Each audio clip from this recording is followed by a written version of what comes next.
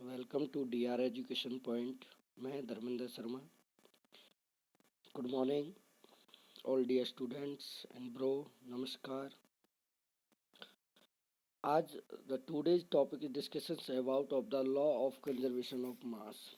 आज जो हम टॉपिक डिस्कस कर रहे हैं बेटा, वो है law of conservation of mass. This law is proposed by Antoine लिवेसियर।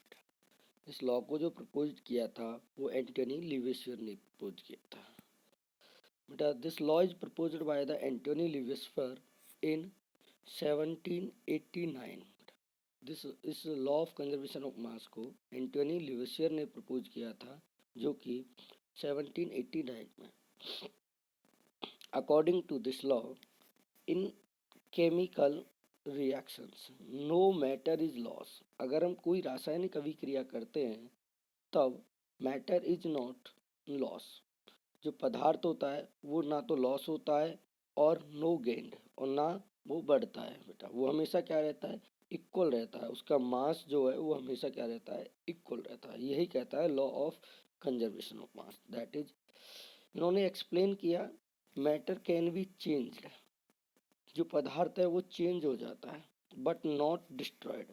वो डिस्ट्रॉयड नहीं होता। उन्होंने कहा था matter is changed one form to another form, यानी कि ये एक फॉर्म से दूसरी फॉर्म में जा सकते हैं। दैट इज, देखिए एक और एक्सप्लेनेशन दिया गया, mass is neither be credit. जो मास है वो ना तो बढ़ता है नॉर भी डिस्ट्रॉयड, ना वो डिस्ट्रॉयड होता है in ordinary chemical reactions and physically change. चाहे हम रासायनिक अभिक्रिया करें, केमिकल चेंजेस करें या फिजिकल चेंजेस करें, मस्ट स्टार्ट, मतलब जितना वो स्टार्टिंग में होता है एंड और लास्ट में होता है विद द सेम अमाउंट, वो हमेशा सेम रहता है। ठीक है, that is an examples. Log of would, हमने एक लकड़ी का गट्ठा लिया जिसका वेट था 30 kg। हमने उसको फायर किया, उसका वेट था हमारा 1 kg। जैसे ही हमने उसको बर्न किया, बर्न करने के बाद हमें आस्क ऑब्टेन हुआ, उसका वेट है हमारा 28 kg बेटा। स्मोक, उसका वेट है हमारा 3 kg। अब हम अगर इन्हें इक्वल करते हैं, देखो then is change is the physical and chemical changes. हमें इसमें फिजिकल चेंज भी दिख रहे हैं और केमिकल चेंज भी दिख रहे हैं। ये कितना आ रहा है 30 kg, ये कितना आ रहा है 1 kg, तो टोटल कितना हो गया 31 kg बेटा। कितना आ गया 31 kg। आप इधर देखोगे तो इधर भी कितना आ रहा है 31 kg। तो आप देख रहे हो कि मास क्या है, इनका इक्वल है। तो ये क्लियर हुआ, mass is neither be credit and nor be destroyed in ordinary physical and chemical changes. चाहे हम फिजिकल चेंज करें चाहे हम केमिकल चेंज करें। अब इसके लिए बहुत सारे एग्जाम्पल आपको देखने को मिल रहे होंगे। अब एक और एग्जाम्पल हम इस तरीके का एक्सप्लेन करते हैं। देखिए ये थोड़ा सा टेक्निकल एग्जाम्पल है, एनसीईआरटी की बुक में नहीं मिलेगा, बट करके देखते हैं ना। देखिए हमसे कहा गया 1.5 gram of ethane on completely combustion. हमने उसको कंप्लीटली जलाया। Gave a 4.1 gram of carbon dioxide and 2.7 gram of water. ठीक है, इतना हमें ऑब्टेन हुआ। ये कह रहे हैं so that the reactions obey the law of conservation of mass. क्या यह reactions law of conservation mass को ऑवे करती है? Can explain it. हम एक्सप्लेन करेंगे। देखिए सबसे पहले हम इसकी एक केमिकल इक्वेशन बनाते हैं बेटा। क्या बना लेते हैं, केमिकल इक्वेशन बना लेते हैं। देखिए केमिकल इक्वेशन हमें क्या दिया गया, C2H6 बेटा। जलने के लिए कौन सी गैस सहायक होती है, O2। प्रोडक्ट क्या मिल रहा है हमें, कार्बन डाइऑक्साइड। प्लस में क्या मिल रहा है हमें, वाटर। क्या ऑब्टेन हुआ हमें बेटा, वाटर। प्लस में कंबस्शन रिएक्शन में हमें क्या मिलती है, हीट मिलती है बेटा। अब देखिए बेटा ये कितने ग्राम दिया हुआ है हमें, हमें ये वेट दे रखा है इसका, कितना दे रखा है 1.5 ग्राम बेटा। ऑक्सीजन नहीं है हमारे पास, कार्बन डाइऑक्साइड कितना दे रखा, 4.4 ग्राम। वाटर कितना दे रखा है, 2.7 ग्राम। क्लियर है। अब हमें कैलकुलेट करना है। तो देखिए हम नॉर्मली हम ये भी कह सकते हैं इन दोनों को ऐड कर दो और इसको माइनस कर दो तो ये भी हमारा आ जाएगा, बट हम इसको एक टेक्निकल मेथड से ऑब्टेन करें। पहले तो हम इक्वेशन को करते हैं बैलेंस। इक्वेशन को बैलेंस करते हैं तो कैसे, देखिए यहाँ पे हम ले लेते हैं 2 मॉलिक्यूल्स, ठीक है। तो कितने कार्बन हो गए, 4, तो हम यहाँ पे लगा देते हैं 4 मॉलिक्यूल्स। अब क्या करते हैं हम, अब ऑक्सीजन हाइड्रोजन को काउंट करते हैं। हाइड्रोजन कितने हो गए, 12 हो गए, तो यहाँ पे कितना कर देंगे हम, 6 मॉलिक्यूल्स, तो रिएक्शन बैलेंस हो जाएगी। अब ऑक्सीजन को बैलेंस करिए, कितने गए, 4 × 2 8 और 6 यानी कि 14 को करने के लिए यहाँ पे आ जाएगा 7, ठीक है। तो ये हमारी इक्वेशन हो जाती है बैलेंस। देखिए सबसे पहले हमें इसका मास निकालना है, तो मास निकालने के लिए हमें इसके मोल्स निकालने होंगे, ठीक है। तो मोल्स निकालने का फॉर्मूला क्या है, मोल्स निकालने का जो फॉर्मूला है वो है हमारा, देखिए हम नेक्स्ट पेज में कर लेते हैं इन चीज़ों को, ठीक है। यहाँ लास्ट में एक्सप्लेनेशन करेंगे। देखिए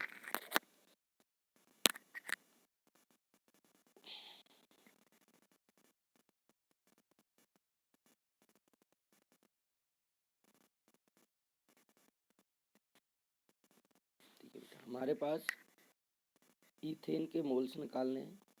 मोल्स निकालने का फॉर्मूला आपको बताया गया होगा, गिवन मास अपॉन में मॉलिक्यूलर मास, मोलर मास। देखिए अब हमें निकालने हैं किसके, ईथेन के। ईथेन का फॉर्मूला क्या होता है, C2H6 होता है।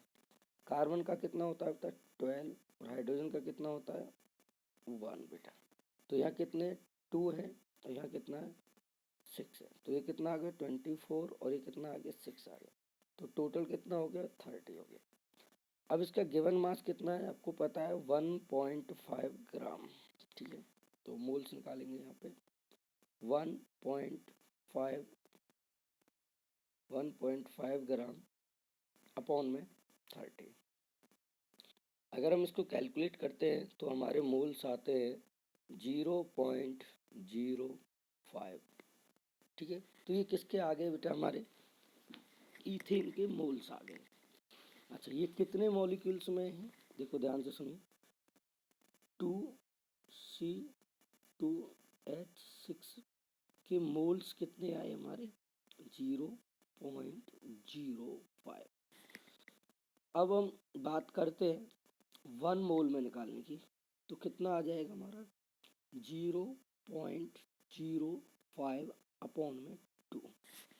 अच्छा अभी आपको बता देते तो ऑक्सीजन के कितने हैं यहाँ पे, 7 है, तो 7 में निकालने के लिए कितना मल्टीप्लाई कर देंगे, देखिए तो अभी आपने देखा कि 2 मोल्स, 2 ईथेन्स के जो मोल्स आ रहे हैं वो कितने आ रहे हैं 0.05, 1 के निकालेंगे तो कितने आ जाएंगे हमारे 0.05, अब डिवाइड बाई 2।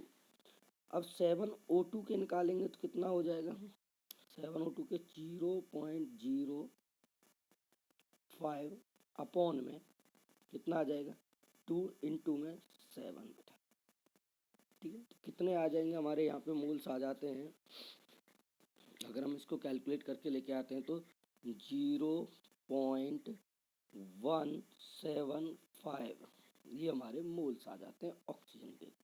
अब हमें निकालना क्या है, उसका मास निकालना है। तो मोल्स का निकालने का फॉर्मूला था moles equal to given mass upon में मोलर मास।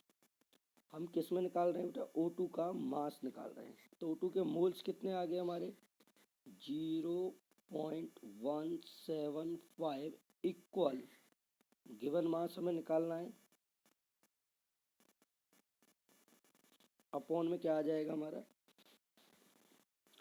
ऑक्सीजन का O2 होता है, O2 का मॉलिक्यूलर मास कितना होगा, 1 ऑक्सीजन का कितना होता है 16, तो इसका कितना आ जाएगा 32। तो यहाँ पे कितना आ गया 32 आ गया, कितना आ गया बेटा 32।